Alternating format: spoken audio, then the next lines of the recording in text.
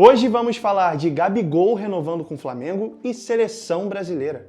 E esse é o primeiro giro de notícias do lance. Começando, o nosso primeiro tópico do dia é a possível renovação de Gabriel Barbosa com o Flamengo. Todo mundo sabe, né, o que está acontecendo. Desde 2023 se criou uma rusga entre Gabriel e diretoria.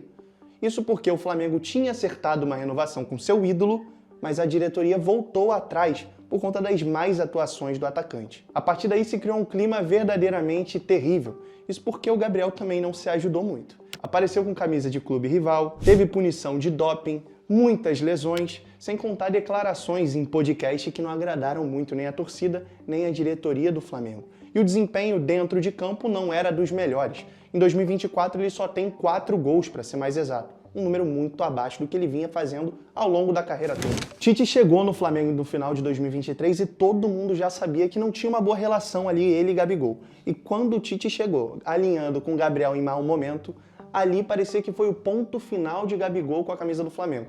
Nada mais conspirou. Foram apenas 3 jogos como titular do Flamengo desde que Tite chegou. Quase um ano de Flamengo de Tite, 3 partidas de Gabriel como titular. Tite não tinha uma boa relação com o Gabriel desde a seleção brasileira, isso já era público. Só você pesquisar e ver o Gabriel alfinetando ele no trio elétrico. É verdade!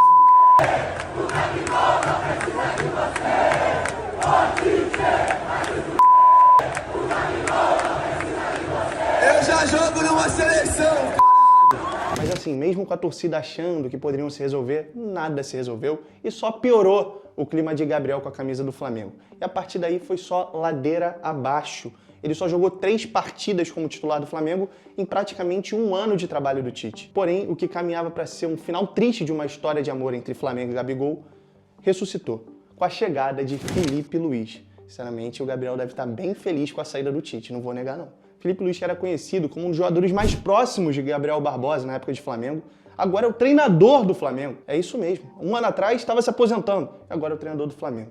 Filipe Luís chegou e falou: eu vou dar a vida por Gabriel no Flamengo. Vou fazer de tudo para ele ressuscitar aqui. Sei da capacidade que tem o Gabriel e não importa, como você falou, o tempo de contrato, não importa se são 1, 2 meses, 2 anos, 5 anos. Eu vou dar a vida não só por eles, senão por todos esses jogadores para poder melhorá-los individualmente e fazer para que eles joguem de uma forma coletiva organizada. E logo de cara, meu irmão, Gabriel estava esquecido no banco do Flamengo, tinha jogo que nem entrava. Tá bancando ele titular. Já são 2 jogos seguidos. Então, Gabriel com sequência, feliz de novo. O assunto de renovação e Gabriel ficar volta à tona. O dirigente do Flamengo, Marcos Braz, deu uma declaração falando que tá tudo em aberto, porque o Flamengo ainda quer ele e o Gabriel ainda quer ficar no Flamengo. Você quer ver essa declaração completa? Só clicar no site do Lance que você vai ver de tudo sobre o Flamengo. Mas seguindo aqui, na minha opinião, o Gabriel tem que ficar no Flamengo. Porque a gente tá falando de um ídolo de uma geração. E é um cara de 28 anos. Você já pensou a quantidade de coisa que ele ainda pode fazer nessa carreira dele? Ainda pode ter 10 anos de futebol aí e se tornar um dos maiores ídolos da história do futebol brasileiro. Ele tem muito gol, é o maior artilheiro da história do futebol brasileiro na Libertadores.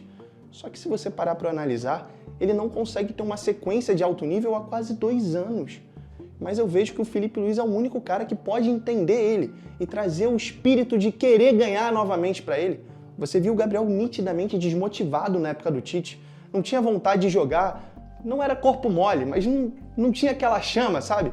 E com o Filipe Luís você vê ele agora sorridente, correndo pelo Filipe. E ninguém melhor que o seu melhor amigo para te treinar num clube, né? Então acho que o Gabriel agora tá muito motivado e com sangue no olho para ficar no Flamengo, continuar construindo sua história. Até porque o Flamengo ainda tem um Campeonato Brasileiro e a Copa do Brasil. Imagina se ele ganha os 2 campeonatos decidindo. Aí, meu irmão, a torcida esquece tudo. Esquece que ele vestiu camisa do Corinthians, esquece que ele negociou com o Palmeiras e vai continuar tratando ele como se ele fosse um rei, porque o Gabriel ainda tem potencial para fazer muita história no Rio de Janeiro. Além disso, ano que vem tem o Super Mundial, o primeiro da história. Imagina o Gabriel que já decidiu 2 Libertadores, decidindo um Mundial de Clubes.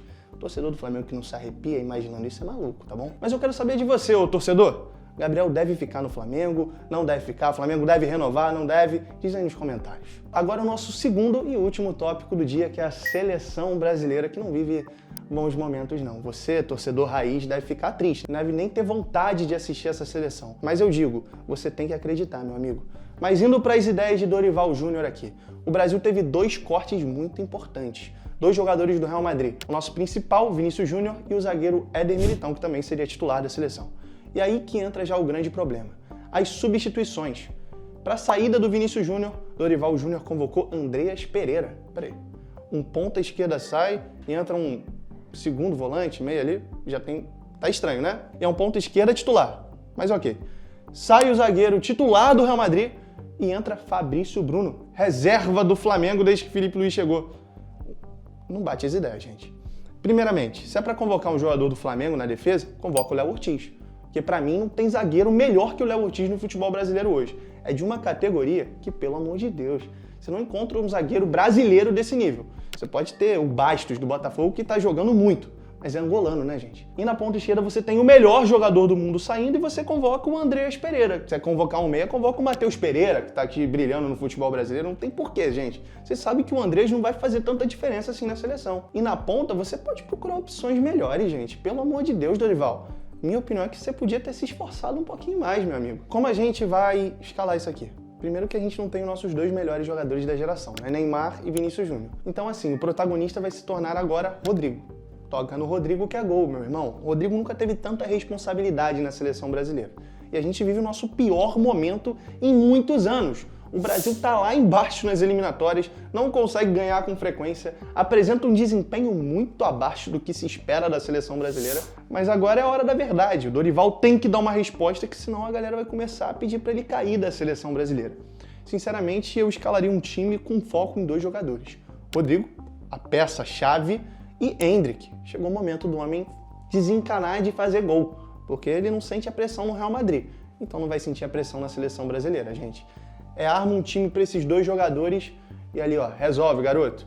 Mas aí tem que formar uma boa tática, porque o Brasil, taticamente, era um show de horrores até a última convocação. Muita gente criticava o Vinícius Júnior, mas o problema não é só ele. É um time que não consegue jogar, é um time que taticamente é nulo. E uma seleção de porte médio, como o Chile, consegue dar calor na seleção brasileira. Esse é o grande problema atualmente. Eu quero saber como seria a seleção brasileira ideal para você, sem Neymar e Vinícius Júnior.